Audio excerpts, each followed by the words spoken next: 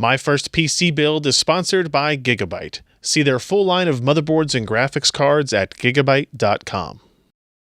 Hey everybody, welcome to PC Perspective. I'm Ryan Schrout, and today we are joined by my nephew, Austin. Hi Austin, how you doing? Good, how are you? I'm good. And so we are going to take on a project here. Austin is in high school, but you've never had your own computer before, right? No. And over the summer, you did a lot of work for me, helped me out with some stuff, and I gave you the option. I said, you can have anything you want. I'll buy you an Xbox One, I'll buy you a PS4, we can build a PC, and you chose... I chose the PC. You chose to build a PC. Now, why? I asked you this morning. Why did you choose to want to build a PC? Because I'm going to have to do a lot of projects that require, like, PowerPoint, Word. Okay. And I also wanted to start up, like, a YouTube channel or Twitch or something like that. Okay, there you go. So you're not just for games, but for schoolwork and other stuff. And so we thought we'd take this opportunity as somebody who's never built a computer before. I said, sure, I will help you. I'll gather all the components. We'll build a machine under one condition, that he had to be the one to at least build it. And also I made him record this as well, so we would have something interesting to show our audience. So the idea here is we're going to talk about building a computer for somebody who has never built a computer before. You don't know what all the components are. So somebody who has never built a PC, and maybe with the advent of VR or just some other PC gaming reasons that you want to do so, or maybe it's been a decade since you've last built one and something new and exciting is out and you want to build a machine for that. So we're going to walk through this in a multi-part series where we talk about what the components are, what we picked for Austin's machine, and then we'll actually go through the build process as well. Hardware, we'll install Windows, we'll show you how Steam works, we'll make sure all that is up and running as well. So I'm pretty excited about this project. Now, again, this is going to be basically essentially me trying to teach my nephew here how all this works. And like I said, enter in anytime you have questions, because a lot of people watching may have those same questions as we go. The first problem that most people have when they're going to build a computer is just that there's an onslaught of information, right? There are so many pieces you have to have. There are so many different options for all of those pieces. And at the end of the day, if you just know somebody that has a gaming PC, it's just a box with a keyboard and a mouse attached, and you don't really know all the stuff that went into it. So like we laid out all these parts here, and you don't really know what most of them do. No. Right?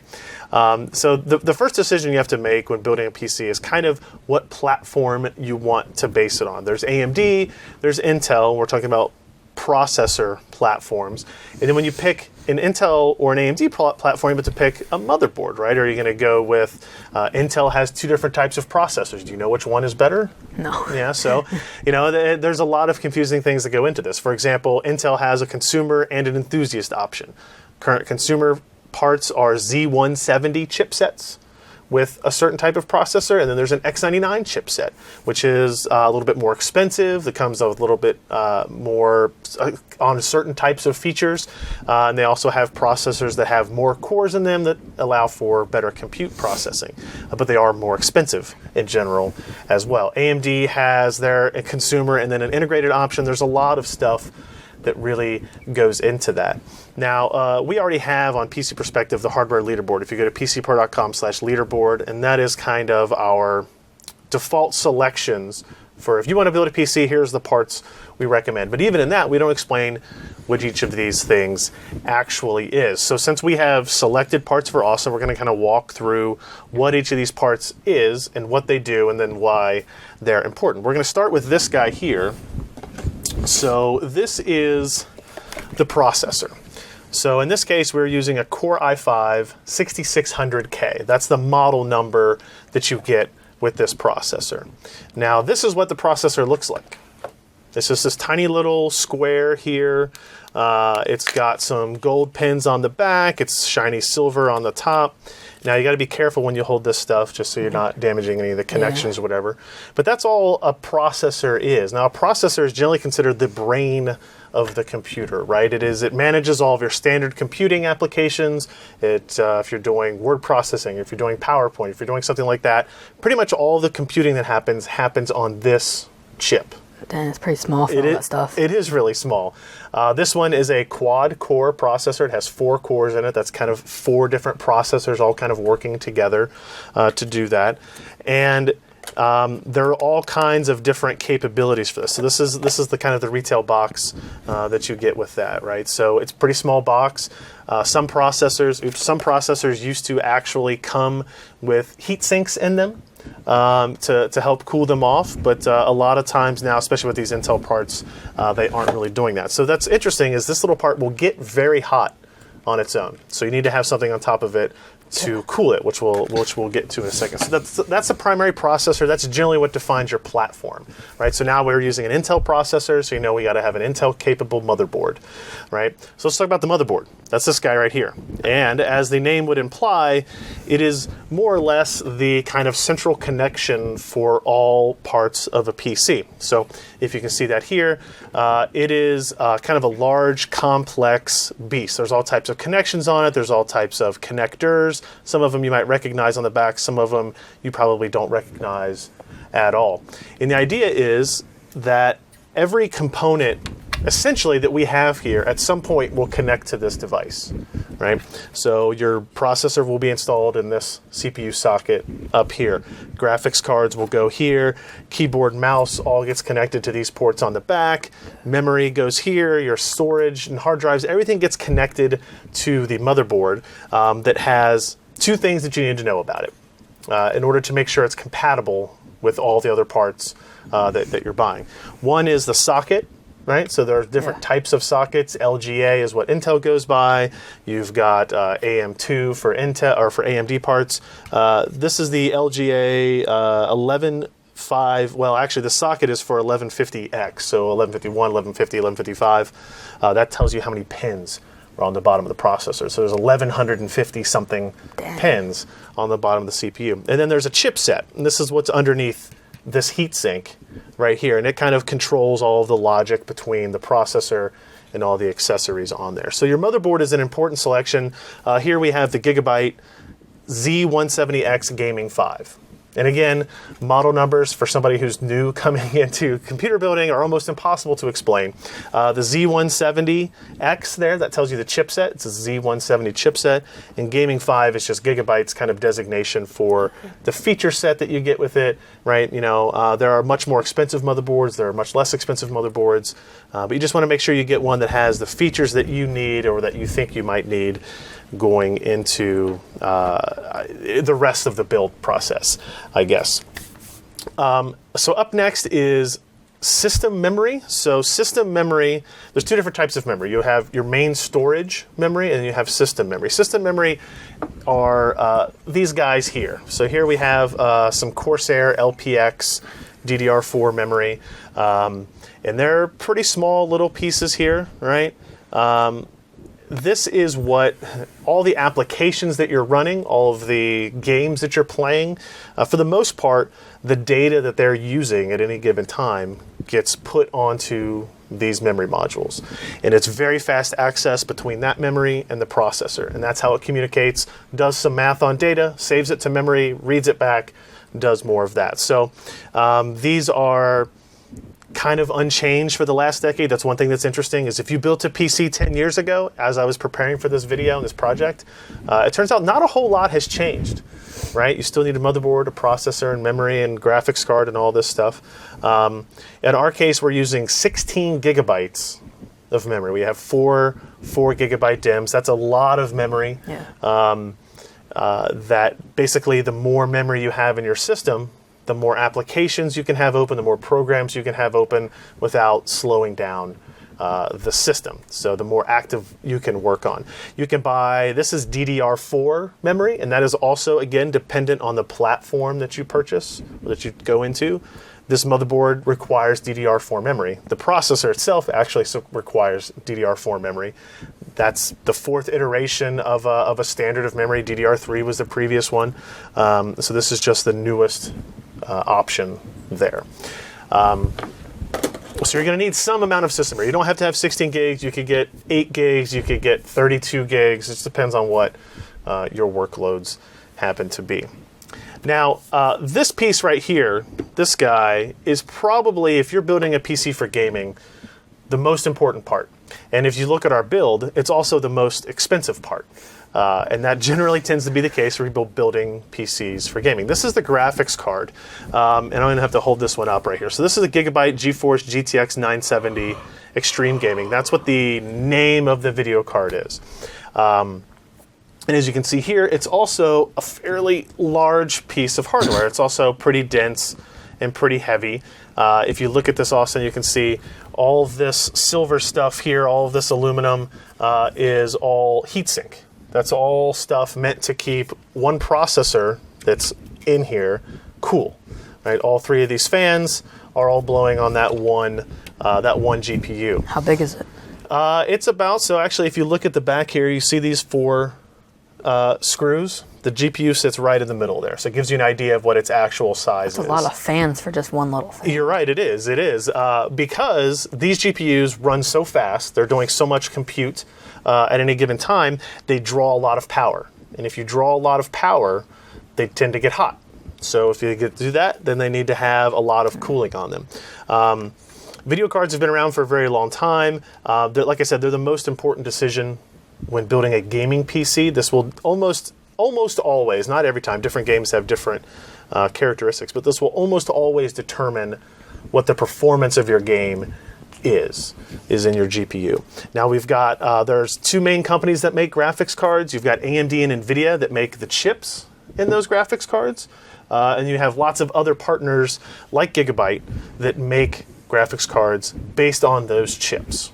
Right, so this one is considered. This one would probably be considered an enthusiast class card, mainstream enthusiast. This one sells for $375, but you can go all the way up to $650 or $700 for a single video card, right? Or you can go down if you're on a tighter budget. There's $200, $150 video cards. You just sacrifice some performance over the long run, and you just you have to adjust your game settings accordingly. So that's the graphics card, probably the most important for the majority of people that are watching this video. After that, I'll point out this right here is the cooler for the processor. So if you remember, this is the processor. This is the size of the CPU inside this little plastic case. We're keeping it in there just to keep it safe from oily and greasy hands. This is the cooler that we have picked to put on that. So this is the Cooler Master Hyper 212 Evo. It is big, as you can see, and it does so basically so that it can keep the processor cool while spinning the fan at a low speed, right? So this fan blows air across the heatsink that thus draws the heat away from the processor on this bottom part, the pad down here, and it helps keep the processor cool, and it can do that very quietly if it has a large surface area to blow heat across. Now there's lots of different cooler options. So you've got the Hyper 212 Evo here.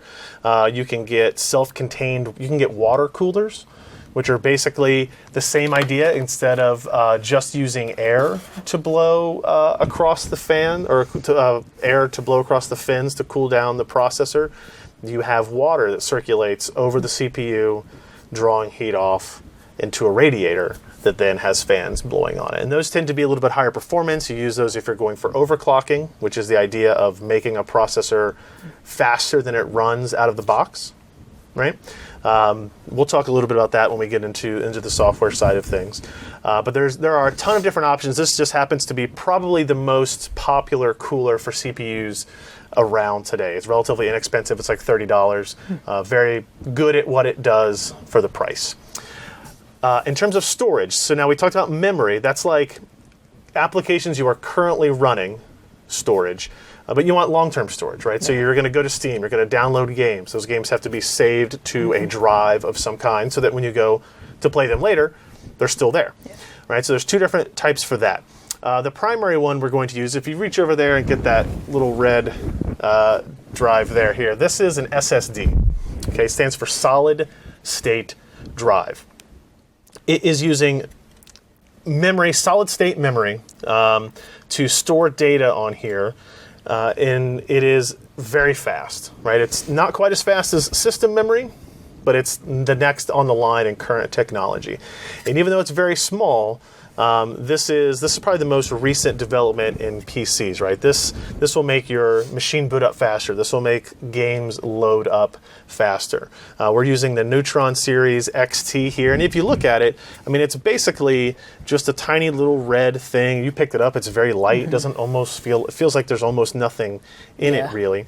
And this is a 480 gig version of this drive, right? So It's a lot of gigs. It is. It is, and that's good. That means we'll be able to download a lot of games to it. You don't have to worry about running out of space necessarily very often. This is what Windows will be installed to, and it will connect to your motherboard. You see these little connections here. Yeah. This is called the SATA connection, one for data and one for power, and we'll have one of the few actual cables that moves data around will connect to a port on the motherboard. So you don't have to have an SSD to get a system up and running. You can use a normal hard drive, which if you hand me that other device over there, this is what, if you haven't built a computer in a long time, this is probably what you're used to. This is a 3.5-inch hard drive, 3.5-inch defines the width here. And now this is 3 terabytes of storage, which is 3,000 gigabytes. Dang. Essentially. So there's a lot of storage you can get on these. Hard drives go up to like 8 terabytes now for consumers. And if you don't have the money, or because SSDs tend to be pretty expensive for the amount of space you get, hard drives are much more efficient in terms of, I need more space, but I don't have a lot of money to spend. So if you need a lot of space, you don't necessarily want to spend the money for an SSD, you can get one of these, and it will be the only drive in your system. What we're doing for your machine is we're going to use the SSD to install Windows 2 to install your games to. And then what a lot of people do is they use a drive like this Western Digital 3 terabyte red, to store other stuff to. So if you want to do that YouTube channel, you want to capture a bunch of video of you playing games, you can store it and save it to this. Oh, so that way I don't need like the Elgato or anything like that? Well, you'll still need something to capture it to it, Oh, yeah. but this is where it will save the video files to. Okay. Right? Because those video files will be pretty big, and you don't want to fill up your SSD. You leave your SSD for games. You leave your SSD for things like that. So this hard drive will allow you to do that. And it actually connects to your PC the same way. It's got a SATA data connection and a SATA power connection as well.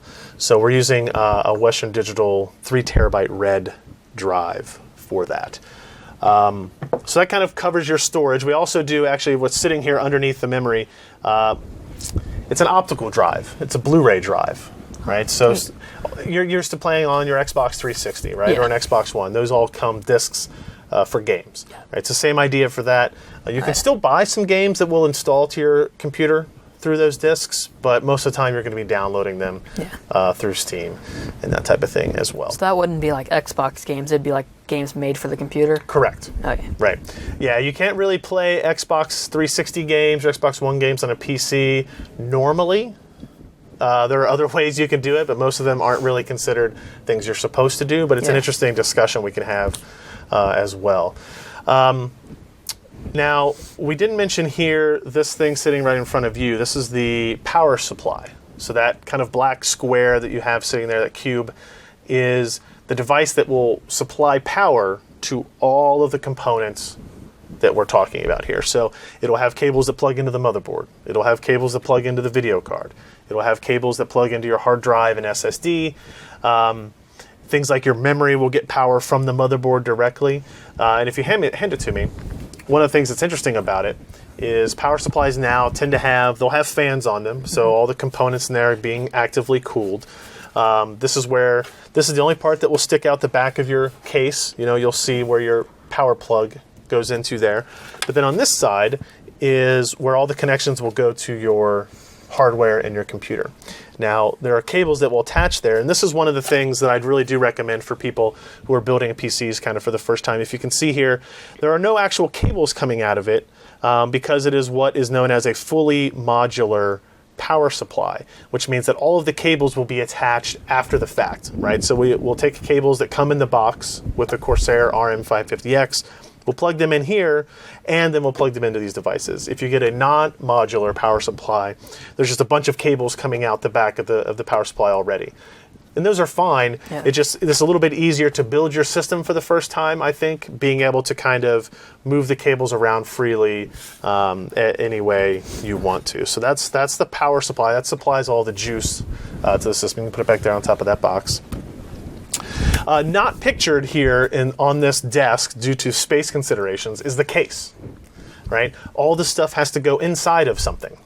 And there are a lot of different cases. There are as many cases as there are combinations of the rest of these components combined, probably. They can go from very, very large to very, very small. You can have ones that are wall mounted. You can have ones that are they're actually like really tiny cubes, or they're like the shape of a DVD player, and they're meant to go in front of your TV. And those are they're all interesting, they're all unique, and they have a lot of interesting implications for what you do in the system. But if you're the first-time PC builder, I think it makes a lot of sense to build in a fairly large case, a normal size case, that allows you to very easily put components in, move things around, because you're not comfortable, you're not used to the idea of what goes where and why. So being able to see everything all at once is a big help for that. So we're going to use the Corsair 450D. It's sitting over here on the floor. When we actually start the construction process, we'll bring that up onto the table and we'll walk through all of that. So there's a lot of options for cases, and most of it really comes down to what you think looks cool or what you want to see. You know, our case will have a window on it, have a clear acrylic window so you can see the components inside your system.